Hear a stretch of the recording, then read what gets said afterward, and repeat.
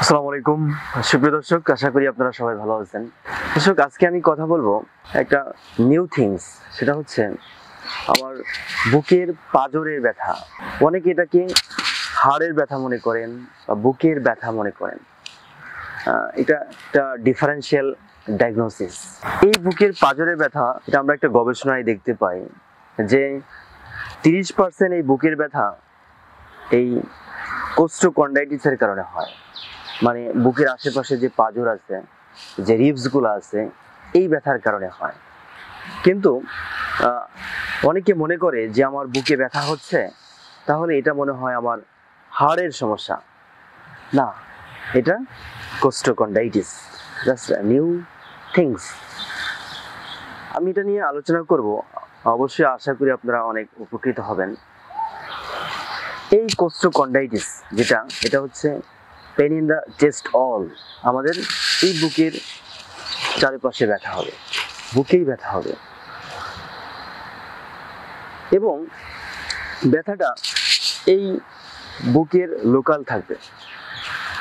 এখন এই বুকের আশেপাশে আমাদের ওখানে রিবস থাকে, স্টার্নাম থাকে, আমাদের গলার এইখান থেকে এ পর্যন্ত একটা থাকে, যেটাকে আমরা স্টার্নাম বলি।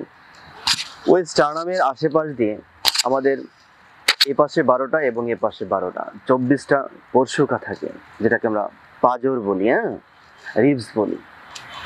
এখন এইখানে যদি ইনফ্লামেশন হয়, এই স্টার্নাম এবং হচ্ছে রিবস, এই পাশ দিয়ে এখানে আমাদের স্টার্নোকোস্টাল এবং কোস্টোকন্ডাল জয়েন্টের এখানে ইনফ্লামেশন হয়।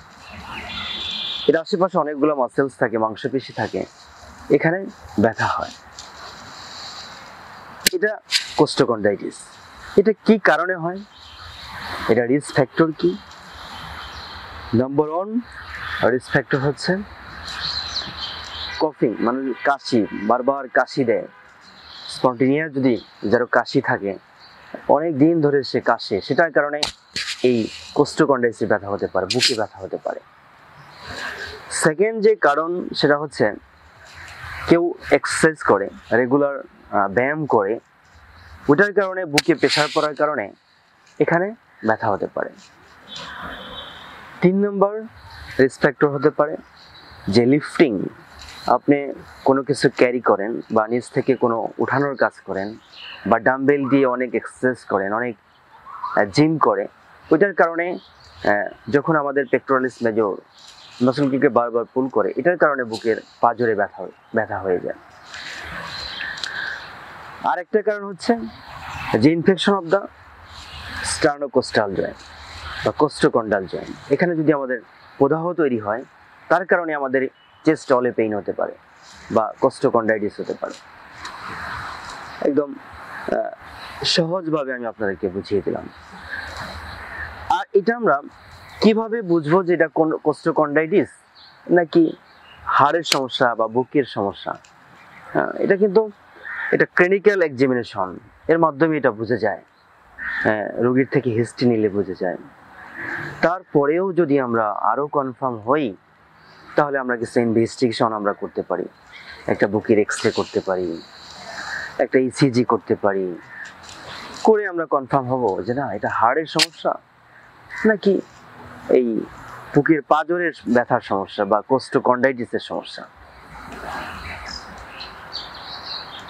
এখন এই যে পাঁজরের যে ব্যথা বা বুকের যে ব্যথা, এটা অনেকে ইনিশিয়ালি ডায়াগনোসিস করে, যে ডিফারেন্সিয়াল ডায়াগনোসিস করে। অনেকে অ্যাকুইট করোনারি সিনড্রোম ডায়াগনোসিস করে, কেউ করতেছে নিউমোথোরাক্স হলেও আমাদের বুকের এখানে ব্যথা হবে, লাংসের আশেপাশ দিয়ে ব্যথা হবে, হার্টের আশেপাশ দিয়ে ব্যথা হবে। আবার যদি আমাদের যেটা মায়োকার্ডিয়াল ইনফেকশন হয়, এটার কারণেও এই বুকে ব্যথা হতে পারে। ডিফারেন্সিয়াল ডায়াগনোসিস অনেকে ডায়াগনোসিস করে থাকে। সাথে হচ্ছে আমাদের যেটা হতে পারে যে রিবস যদি এখানে ভেঙে যায়, যে কোনো অ্যাক্সিডেন্টের কারণে হোক, যে কোনো আঘাতের কারণে হোক, সেটার কারণে বুকের পাঁজরে ব্যথা হয়। আবার যদি আমাদের নিউমোনিয়া হলে অনেক কাশি হয়, তখন এই বুকের আশেপাশে চেস্টের এখান দিয়ে ব্যথা হয়।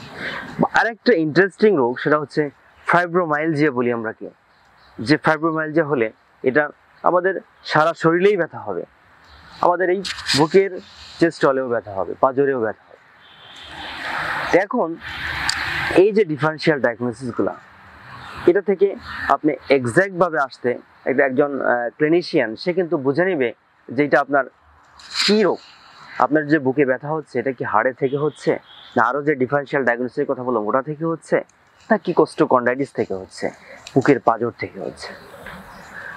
আর এক্স্যাক্ট যদি আপনার এই ডায়াগনোসিসটা হয় তাহলে কিন্তু এটা চিকিৎসা সহজ।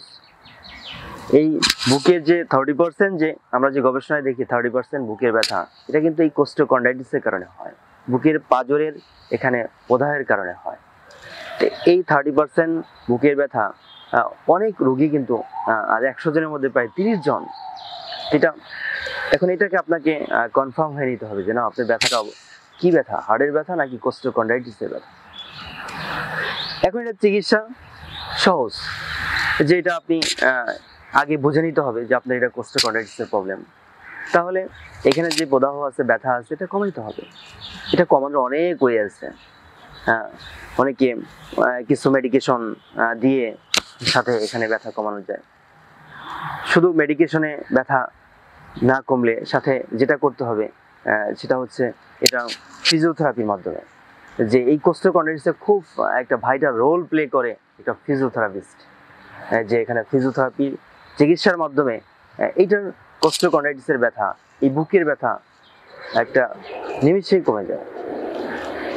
এখানে যে ফিজিওথেরাপিস্ট, একজন ফিজিওথেরাপিস্ট এটাকে অ্যাসেসমেন্ট করে আপনাকে এখানে ফিজিওথেরাপি ট্রিটমেন্ট প্রোভাইড করলে কিন্তু এই যে কোস্টোকন্ড্রাইটিসের ব্যথা এটা একদম কমে যায়। এটা ভয় কিছুই নেই।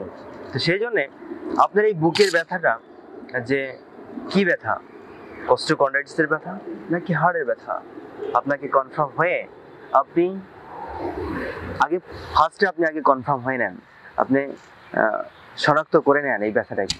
আগেই হতাশ হওয়ার কিছু নেই যে বুকের ব্যথা কোস্টোকন্ড্রাইটিসের ব্যথা না হাড়ের ব্যথা। তারপরে আপনার চিকিৎসক আপনাকে প্ল্যান দিবে, ওই প্ল্যান মতো আপনার এই বুকের ব্যথার চিকিৎসা করলে আপনি ভালো হয়ে যাবেন।